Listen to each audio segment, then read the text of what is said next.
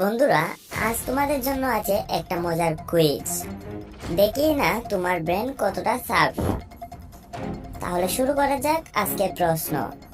বলো তো, কোন প্রাণী ঘুমানোর সময় এক চোখ খোলা রাখে? অপশন 1 বিড়াল, অপশন 2 ডলফিন, অপশন 3 বানর, অপশন 4 পেঙ্গুইন। ভাবছো উত্তরটা সহজ মনে হলো, বেশ ইন্টারেস্টিং।